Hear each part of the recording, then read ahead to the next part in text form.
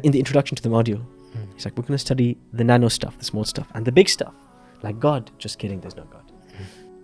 I think there is a FOMO under the surface. What am I missing out by not being at the pub, by not being in this situation, by not being at that society, in this mixed gathering? What am I missing out? Okay, but I've been praying all my life, 5 times a day. Why are you telling me this? But I think when you've got such a changed routine, you're among people that are so much different to you, you do realize that that is the one thing that gets threatened.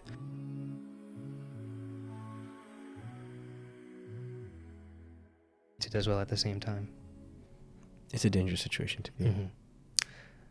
Are we rolling, as we planned to say? We are rolling. Shall we introduce what this is about, what today is about? Go for it. So welcome to, are we going with Roots Podcast? Yeah? Welcome to the Roots Podcast. We're your hosts. My name is Hamza bin Majid. I am a soon-to-be, in a few days actually, 4th-year medical student at Manchester University. And with me I have... I'm Hisham. I used to be, I studied electrical engineering, and I also studied Arabic and Islamic studies, various universities and places and times.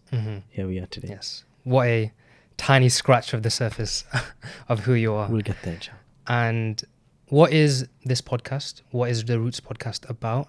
And essentially, it's having discussions, raising points, raising concerns, more pertinent or most pertinent to Muslim students going to university for the first time. They've been in university, they've faced problems in university, or they're about to face problems in university, especially with freshers around the corner. And that's what this topic, this session is going to be mostly about. But that is the Roots Podcast in a nutshell, a podcast for Muslim university students. And Roots, is this a new thing? Is it connected to something else? Hisham? Yeah, I can tell you a bit about Roots Academy. So Roots Academy's vision is to see a world where Muslim university students live a God-centric life, a life centered around Allah, around their creator. And the way we do that, people do that through various ways. The way we do that at Roots is through a structured, transformative and relevant education. So Muslims at university are used to lots of motivational speeches, lots of socials, but there's a foundational element missing. The same way they learn sociology or economics or engineering at university, basics, foundations, structure, we like to teach them their religion in the same way. But at the same time in a way that's engaging and relevant to their reality, and in a way that makes them change as a person. So it's not a purely theoretical or academic thing. So alhamdulillah, Roots Academy delivers structured education programs at approximately over 20 universities across the UK. And we're trialing our first campus in Canada as well. Amazing. So alhamdulillah, we've come a long way. And of course, you've been doing these lessons, sessions, this curriculum in so many universities for how long now? This will be our 3rd academic year coming September. Amazing, mashallah. And on top of that, I've got a question, which is, so you've got those structured lessons, you've got those structured sessions, but what's different about doing this podcast? Because this is a lot less structured. It's a lot less academic. So what's different about this compared to that, considering they're both for university students? Yeah, I think they're complementary in the sense that when you have a classroom, there's a lot of stuff that doesn't get addressed, right? So we have something we want to teach them, but there's a day-to-day on the ground reality that they're experiencing at university, and that comes across more in chit chat, conversations, discussions after the class, before the class, over a cup of tea, cup of coffee, in the prayer room, late at night. So we want to address those questions as well, but maybe outside the classroom. Okay. And on that point, what is today's session about? Well, today we're talking about where it all begins. You know, your first day at university, that initial university experience, the pressures to fit in. So maybe you can start us off, actually, if I flip the question, if I turn the tables. You're a medical student, 4th year, and did you study? You're here at the in the city you grew up in, or elsewhere? So I'm in the city that I grew up in. I still live on my own. I live with my parents, with my siblings, in the same kind of childhood home. Okay. So you have that stability that in the evening you're going to go back to the same place you've been going back to your whole life. Exactly. How was that then? What was that initial experience like at university? What was running through your mind? So it was very interesting. I think it was very different for people that come from kind of away from other cities. Some very positive, like you said, the fact that you can go home to your parents, and your parents can always ask you, what did you do in the day? How was uni? There's always that very nice stability and emotional support, even if they're not, their intention isn't to emotionally support you. Just them asking and being curious about your day makes a big difference. Even when your siblings ask you what's going on, or if you just waltz into their room and tell them what's going on through your day, that's very, very beneficial for your mental health, for stability, and just continuing to enjoy university. But were you disoriented when you first came into uni? So here's the thing. The opposite side to that is I feel like I didn't really feel that much of a change from college to university. It almost kind of flowed into the same thing. I'm living in the same house. I've got a similar-ish routine. The only difference is instead of commuting to a college, I'm commuting to university. And it was kind of exacerbated because my first year was COVID year. And I was spending pretty much all day at home anyway. So it almost felt like uni didn't start for me. You kind of missed that initial experience, because I don't think that initial experience, you can experience it again in second or third or fourth year. It's not quite the same. Yeah. I had quite a contrast to you. So I was an international student. And my story is actually strange in the sense that I came as an international student. And because I'd already studied in the traditional way, Arabic and Islamic studies, before coming to the university in the UK. So I'd already had some prior study, came to the UK, studied, and soon I was appointed by the university as the Muslim chaplain. So just as I got over my own kind of new student syndrome, I found myself on the other side of the table talking to the new students who were coming. So you were a student and at the same time the student chaplain? Yes, but that was towards the end of my studies. I had like a couple of years initially. But for me, I was an international student. To make matters worse, I went from a very hot climate to the UK.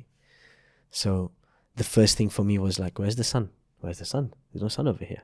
But then coming in, and just for context, I went to an Islamic school growing up, right? So I went to a British curriculum Islamic school in a protected environment, let's say, somewhat protected, because you're never really protected, but somewhat protected. Come into this environment and it's the Wild West, literally, quite literally, like, no pun intended. It's the Wild West. Everything goes. I'll never forget. Initially I was studying physics before I switched to engineering, and two things happened on my first day. My nanoscience lecturer laughed at the idea that God exists.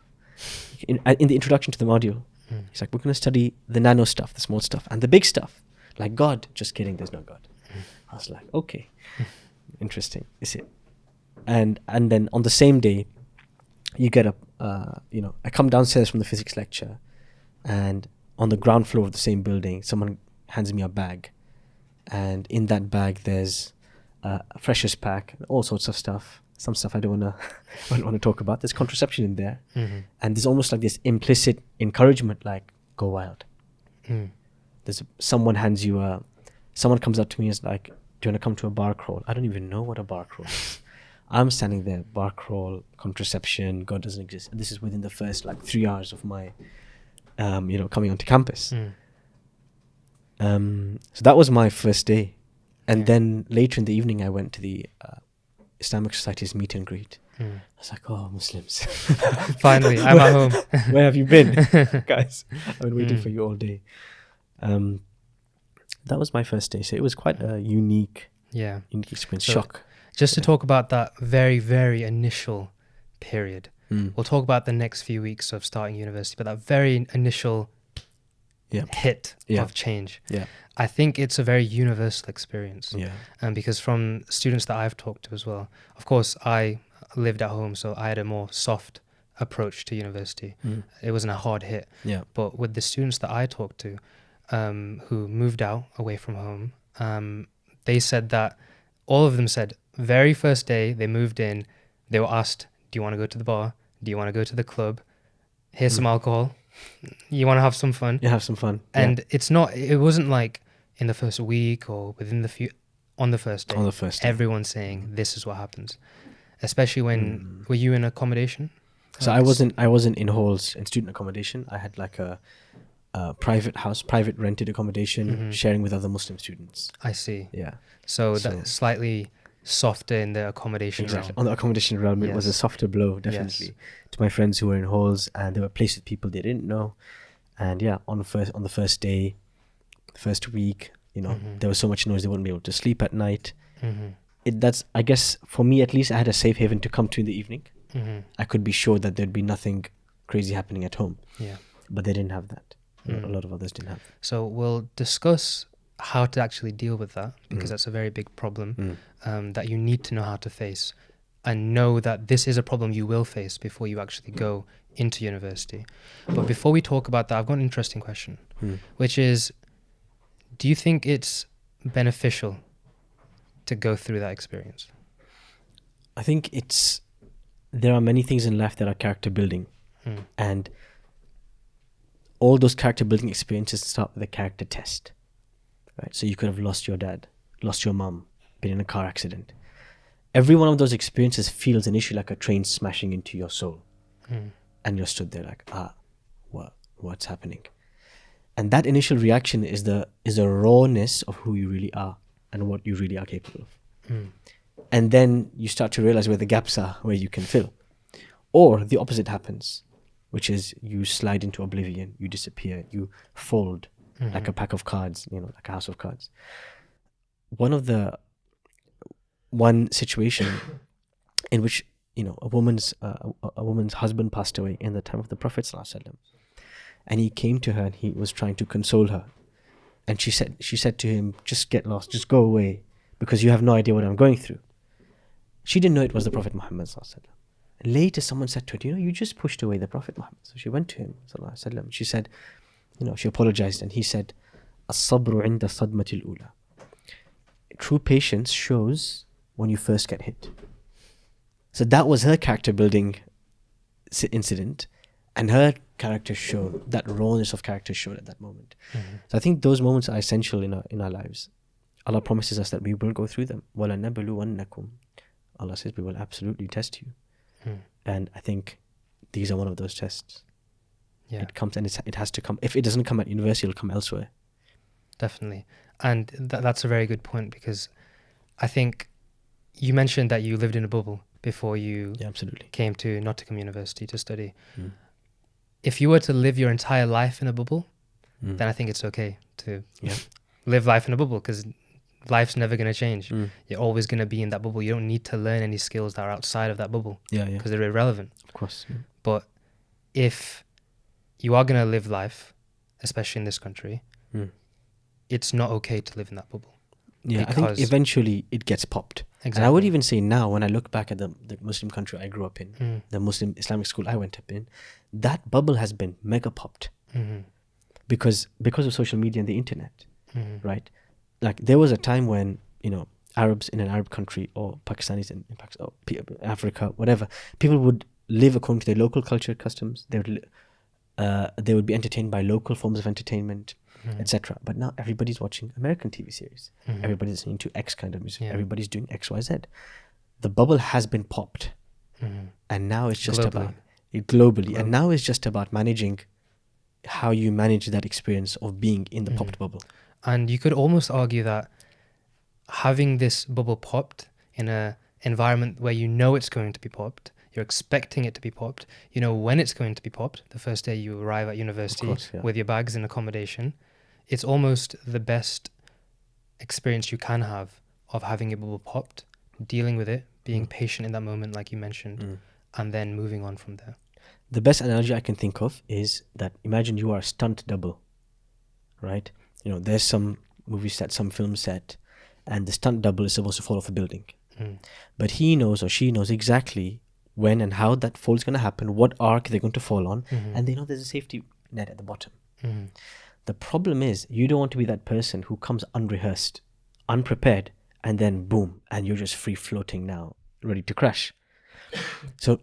But that safety net's important, right? So if you know you're going to be pushed, you're mentally expecting it, but then where do you fall, right? And of course, the Quranic way of looking at these kind of situations, when the world pushes you to your knees, you're in the best position to pray.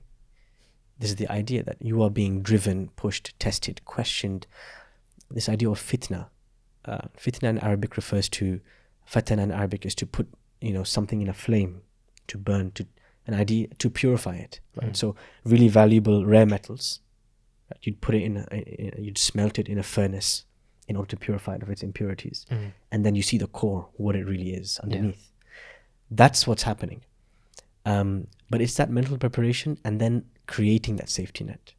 So if you don't have a Muslim community to fall to, or you don't have your beliefs to fall on, then you will be free falling into oblivion. That's where the danger lies. Yeah, and one of the students that I was talking to about this, he said that one of the best things that he did before actually moving to accommodation in university was really sit down and think about, what are my principles? What am I going to uphold? What is my safety net?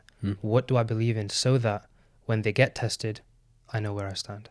I think even more important than what do I believe in, the greater question that for many of us, we never actually think about, never actually ask that question. And the first time we get asked that question, what it shouldn't be that the first time we get asked that question is at university, is why do I believe what I believe in? Why am I a Muslim? Am I a Muslim by chance? Am I a Muslim by choice?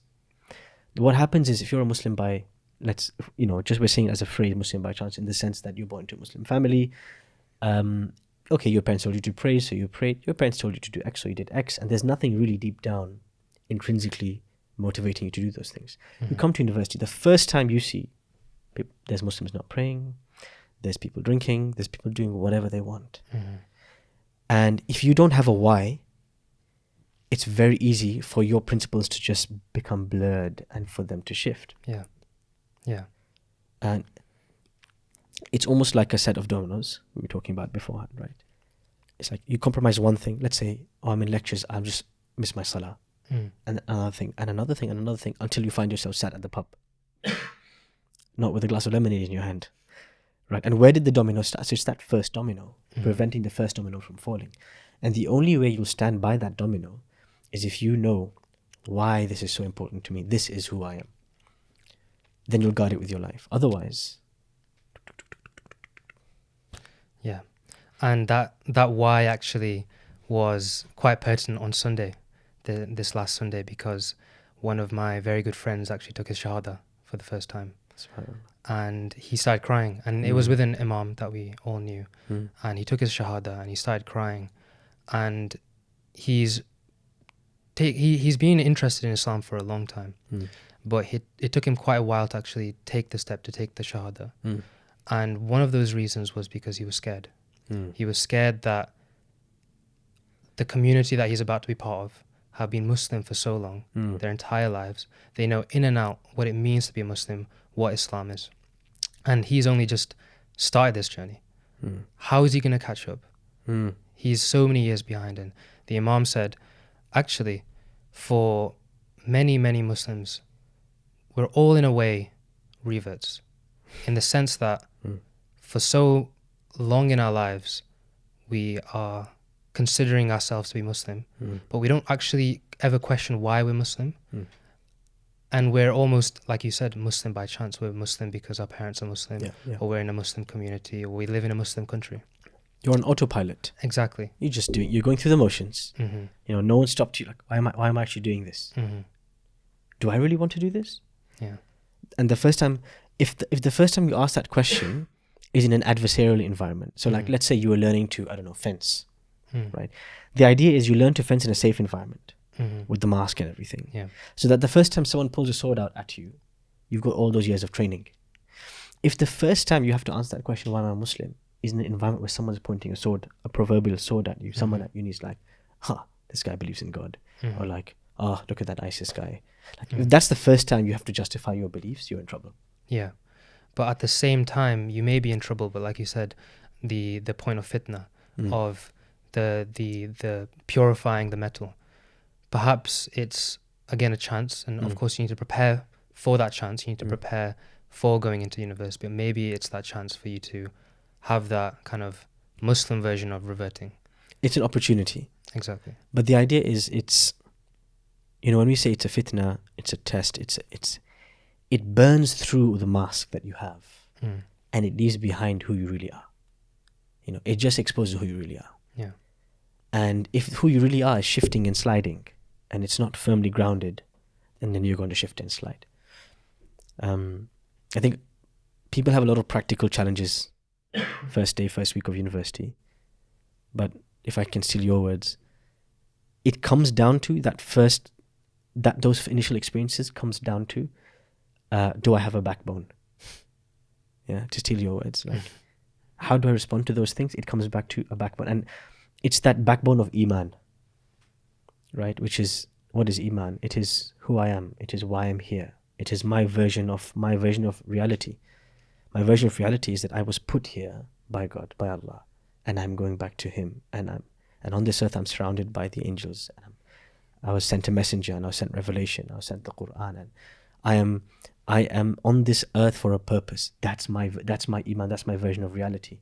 Now, if you hold that, then it's very hard to be swayed, depending on how deeply it's ingrained in you. The more of a cultural thing it is, or the more of I'm a Muslim, i.e. I'm a South Asian, the more of an ethnic thing it is, the more of a cultural thing it is, the much more likely you are to be swayed left, right, and center. Yeah, because I think people kind of reading the title of this podcast, starting university as a Muslim student, they're probably expecting, okay, what do I do when someone asks me to the club? Or what do I do if there's alcohol in the fridge? Or what do I do if the opposite gender reaches out to shake my hand? What do I say? What do I do? But really, anyone can say no to the club, or kind of try and set boundaries with the alcohol in the kitchen, or say no to shaking your hand. But it's not the words that you say, but rather the conviction that you have as you're saying it. And like you said, that backbone, it goes down to your character. Yeah. And if your character is one where you don't have firm principles, you don't have firm kind of rules for yourself based on Islam, then we can tell you all day to say no to the club, but you're going to still say yes. Yeah. Imagine, Yusuf alayhi salam in the palace, right? He's been approached by this lady. She's locked the doors. She's inviting him. She's trying to seduce him. And the first words that escape his lips, Ma'adallah, may Allah protect me. And the first thing he asks Allah, oh Allah, I'd much prefer being in prison than being in the palace. And that is I don't think anybody's ever made that dua before. Oh Allah, please send me to prison. It's not a common one, And it comes back down to that conviction. For me to please Allah is the greatest thing, is the greatest objective of my life. And I wouldn't be satisfied, I wouldn't be happy if I was compromising on that one bit. So I lost out on the university experience of being in student accommodation to be in private accommodation. But I was safeguarding myself. And it's that question of, you go to university and it's sold to you like, this is the sea of opportunity. Society, poetry society, this, that, this social, that social, this, you want to make friends, you want to discover who you really are. But it's not about discovering who you really are. From a Muslim perspective, it exposes who you really are. It burns away the fat. And then you say, oh goodness, this is who I really am. I'm the shapeshifter. I'm the chameleon. When I'm with the Muslims, I'm saying, yes, mashallah, akhi, yes, ukhti, subhanallah. And then I'm with my mates, I'm a completely different person. Yeah, bro, what are you saying, fam? What are you saying, fam? Yeah, have some lemonade at the pub. Yeah. Right, I'm there. I'm a shapeshifter. So who am I really? I don't even know myself. And it's actually the most scary position to be in. Allah says, وَلَا تَكُونُوا كَالَّذِينَ نَسُوا اللَّهَ. Don't be like those who forgot Allah. فَأَنْسَاهُمْ أَنفُسَهُمْ. He made them forget themselves. They don't know who they really are anymore. That's like the ultimate dilemma. You have to build yourself from the ground up now. So, wow. So, really cut deep to the core of what it means to not even start university, but being thrust into an environment where you have to hold your own. You have to hold your own. You have to hold your own. You have to hold your beliefs. You have to hold that why. You have to hold that why. That why is at the center. Then you draw the red lines around that. I think a lot of people, they discover Islam at university. They discover like, oh, They discover Allah at university. They revert, essentially. They essentially revert. They find their way back. And it's in that sense, it's that opportunity where you are running away from everything. You don't know where to go. And the only way to run is you run towards Allah. Yeah. So we've discussed that why, that core. Let's discuss those red lines now.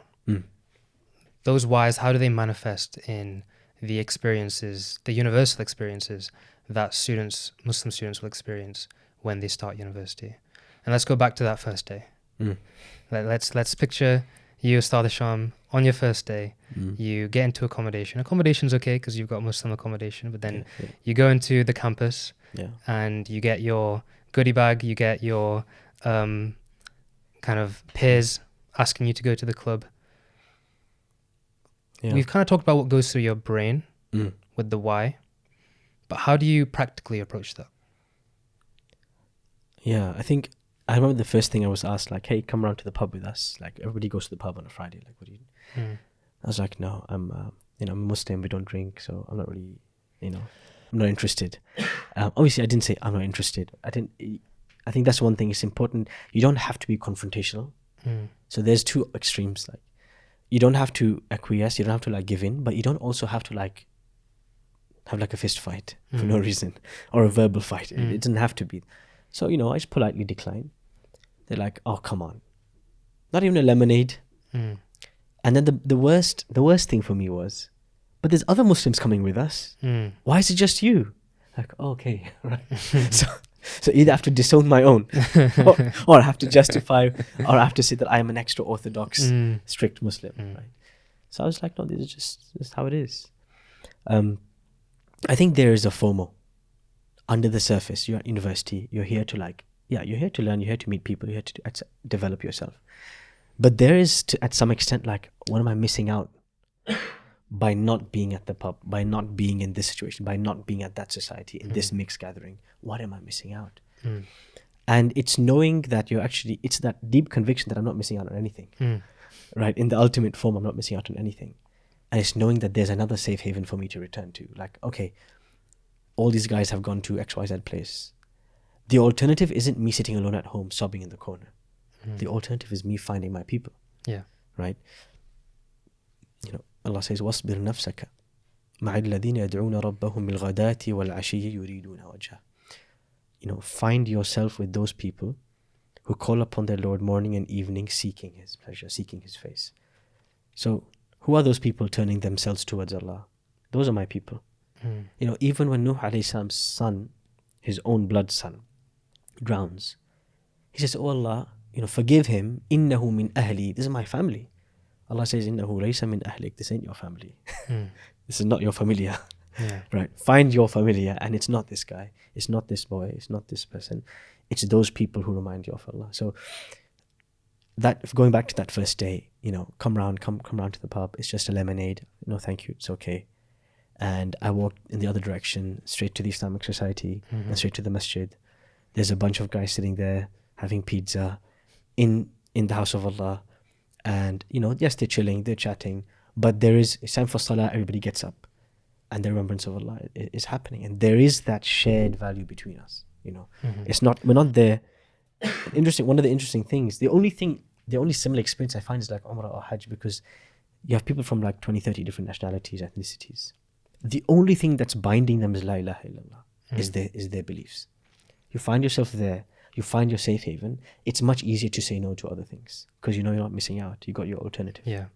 It's almost as though FOMO only exists, the fear of missing out only exists when you don't have something else to fill out that thing that you're missing out on. Yeah. If that makes sense. If you've gone to university and the first people that you meet are the ones that want to go to the club and the pub, and you have to decline, of course you're going to feel FOMO. Yeah. Because you are missing out on something and there's nothing else to fill that hole up with. In that sense then, do you think it's important to not just hope to find your own people? You have to actively find them. You have to. It's like I said, if you don't find that safety net, you're free falling.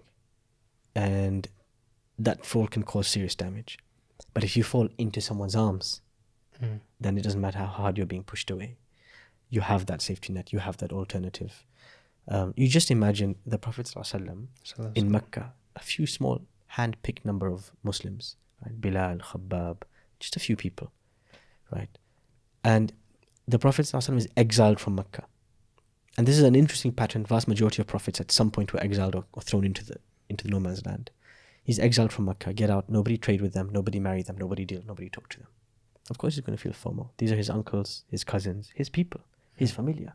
Yeah. He's thrown into the middle of nowhere. His wife passes away. His uncle passes away. Where does he find belonging? He stares into the eyes of people like Bilal, people like Abu Bakr. They're suffering. They're hungry. Maybe their relatives are dying and ill. But he looks into their eyes and he sees the commitment and the conviction to Allah. And it helps him go the next day. So Allah says, وَلَا تَعْدُ عَيْنَاكَ عَنْهُمْ. Don't even look away from those people. Because even just seeing them is a reassurance, it's the fuel to keep you going. Yeah. And I think that further just strengthens the point of why you need that strong why. Because if you don't have that strong why, you'll never truly feel as connected to strangers purely based on La ilaha illallah. You need that why for that. Absolutely. I remember, I think I mentioned this story to you before. I remember at the Freshers dinner, first week dinner, set in the Islamic Society dinner, and sitting with a bunch of brothers, and we're having some food, and one brother says, I'd never seen him before, and I think it's the first time he'd come to an Islamic Society event, and he said, I'm just so happy to be sat with a bunch of Asian lads eating curry. And I thought to myself, that's why he's here. He was looking for his ethnic club. Right? So not everybody sees it as they're just looking for some familiarity. Yeah. It might be curry, it might be Asians, it might be Arabs. But it's those people who come and maybe they don't vibe with you, they don't get along with you on an ethnic or a cultural or a familial front. They're so different to you. The only thing you're sharing is your belief. And that's when you know that that's real brotherhood, real sisterhood. You experience it for the first time. Yeah. Like randomers. And probably maybe you're chalk and cheese, you don't actually get along. But solely because of your beliefs, you actually do get along. When you have that brotherhood and sisterhood, no superficial friendship outside of that space no friendship can ever come to as close as that bond. The bond built upon La ilaha illallah. That's what Allah says. Al-akhilla yawma'idhin ba'duhum li ba'din aduwwun illa al-muttaqin. Close friends on the Day of Judgment will be enemies to each other, except those who feared Allah, those who are conscious of Allah, whose relationship was built upon Allah. When everybody's running away from each other, throwing each other under the bus, they'd be like, "You're good friends." That's an enduring bond. All other bonds they evaporate eventually. So maybe the best cure for FOMO, the best cure for saying no to those things that you're tempted to go to, is realizing the sweetness on the other side, realizing the sweetness of what true brotherhood, true sisterhood is. And there is literally that word, sweetness, is how the Prophet ﷺ describes Iman. He says 3 things, if you've experienced them, you've experienced the sweetness of Iman. One of those 3 things, he says, for you to love a person and you only love them for the sake of Allah. There's a sweetness to that you've never experienced. There's nothing else in life that comes close to that. The more of that sweetness you experience, the more bitter you find all the other environments and all the other things that you say no to. And the more repulsed you are by them. You don't actually find it exciting or interesting. Yeah, because even though I live at home, I still do have my fair share of these situations. And I think it was in second year after COVID kind of phased away. And there was someone in my kind of study group, the university class. We were kind of outside, we just left the building from the class, and they were all going to the pub, like usual. And I think there was some sort of big medical student party going on. And they were all going, and they invited me as well. And I told them that I don't want to go because I'm Muslim. And the exact same dialogue that everyone goes through. Okay, but you don't have to, drink alcohol. Why don't you just go and not drink the alcohol? And because I was in my second year, I'm so used to my friends from Islamic Society, Muslim friends, that Muslim community. It was very easy for me to actually say, it's not that I don't want to go. It's that it actually disgusts me to go. That environment disgusts me. It's not that I'm not going because I'm not allowed to drink alcohol. I'm not going because I hate that environment. And then it was so easy for them to back off. They're like, okay, All right, man. Okay. leave them to it. yeah. Yeah. But Mm. they didn't leave me to it. They respected it. They genuinely respected it. I think And that's another important thing is like mm, we underestimate how understanding people can be. mm, Like the thing is today there's a lack of values of people saying no to things. People mm, just shapeshift. So to see somebody with values, people are actually like, oh, interesting. mm, They actually respect you for it. If you're a people pleaser, you might end up in this situation where like, oh, I wonder what they think of me. mm. But you might be overestimating yourself. Nobody really thinks about you too much. Yeah. So, yeah. No, they genuinely. I think they respect you. Like Mm. they genuinely. They won't just be okay with it. They'll be like, wow, in their brain. Okay, that's unique, Mhm. and maybe even, wow, that's unique. I want to hear more about what this is, where this is coming from, because I haven't met someone like this who's so strict and sincere on what they believe in. So what do they believe in? Absolutely. And I've had a lot of conversations come out of those kind of conversations where you've got your boundaries, you're pushing them. People are like, wow, people have boundaries. People have red lines. I'd like to know more about these and why they exist. So yeah, it's spurred a lot of conversations. But then there's another thing. All your life, if you've lived in a bubble, you've never had a situation where you've had to explain why or what you believe to someone else. You never had to articulate it to someone else. And now you're in a situation where you're maybe either backed up against a wall or having a polite discussion and you have to say, like, who am I, what I believe. Nothing can prepare you for that moment.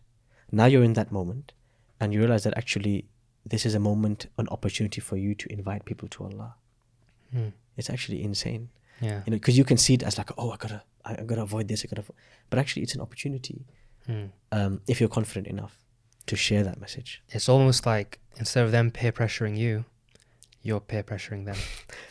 I think there's one interesting thing you mentioned before about peer pressure, which is this idea that when you're at home growing up, you have this peer pressure from your friends and then you have this counter pressure from your family, right? So you have like two opposing forces. And these two opposing forces, Newton's laws of physics, you end up staying in the middle. But you come to university, suddenly that pressure from your family is gone. And you have that maybe increased pressure. The pressure's gone up, the temptation, the fitna, the test, etc. has gone up. You need an equivalent amount of pressure, either internally or from your surroundings. And maybe you can exert some pressure as well, gently. Instead of net zero, yeah. Net 5. Net 5, that's the thing. I think getting to a positive net pressure is actually a good thing. Is this idea where I'm comfortable within myself of who I am and why I am and who are my people. I think that pretty much summarizes the three questions. Who am I? Why am I? And who are my people? And once you have that and it's deeply ingrained in you, it's easy to engage in a conversation because you're chilling. And yeah, we could sit here all day and talk about all the different sorts of interactions you're going to deal with, the first club invitation to the alcohol in the fridge to the parties in your accommodation. But I think it all has that underlying theme, that same theme. If you are truly strong enough with that why internally and you can exert that pressure to turn it into a net zero or a positive net the other way, then I think it's the same skill essentially that you're dealing with. And I would say one more thing is, we talked about the dominoes. Is that what I found from my chaplaincy experience talking to university students is we say there's a first domino that drops and everything else starts getting compromised. I have from all of the hundreds of students I've spoken to, the first domino is salah. The moment we compromise salah, drop it to 2 times a day or just nothing, everything else just comes crashing down. Everything comes crashing down. And Allah talks about this in the Quran. فَخَلَفَ مِن بَعْدِهِمْ خَلْفٌ أَضَاعُوا الصَّلَاةَ وَاتَّبَعُوا الشَّهَوَاتِ. A generation came, they just abandoned their salah and they ended up just wildly running after their desires. So guard the first domino. Guard the salah and everything else will fall into place. Yeah, because I think some people listening to this might think, okay, but I've been praying all my life, 5 times a day. why are you telling me this? How's university going to change that? But I think when you've got such a changed routine, you're among people that are so much different to you, you do realize that that is the one thing that gets threatened. When you're with your Muslim friends, if everyone is praying, it's almost like that net positive. Yeah. You're increasing your chances of making sure you pray on time because everyone's reminding each other. But when you're hanging out with non-Muslims who don't pray, then net zero isn't enough. You can't just rely on the fact that other people are going to remind you of prayer. You need a net positive. You need to put your foot down and say, I need to pray right now. Is it okay if I leave the room? Or can we stop what we're doing so I can quickly pray and come back? Net zero isn't enough. You do need a positive you need net. that. And, you can think about it this way. It's like at university, there's so many variables, right? Your routine, your lectures, your modules, your friends, everything is changing. The only constant in your life is salah. Everything else varies. And another thing I think is the idea of nipping it in the bud. I think the biggest struggle is that first time that you mention it. I need to go out and pray. Can I come back in a few minutes and we can restart something? After that first bump, the snowball's going down the hill and it's accumulating. And now every single time you remind them that you need to pray, it's going to become easier for you, easier for you, easier for you. And that's why I think this time now, right at the start of the year, is the most important time to lay down the rules that you have for yourself. Not just to yourself, but to verbalize it to everyone else around you. Because then throughout the next 3 to 5 years that you're at university, it's already there. The building's there. You've built it. And it's all about building on top of that now. Building the roots and the foundations. Deepening the roots so you can taste the fruits. And with that really deficient rhyme, I think we come to the end. Yes. Jazakallah khair, Ustad Isham. It's our first episode, so how do we end things? However you want to. I'm not good at ending things. I think Jazakallah khair for those that stuck around to the end, and inshallah we'll have more of these discussions. Definitely, absolutely. Looking forward to them. Assalamu alaikum.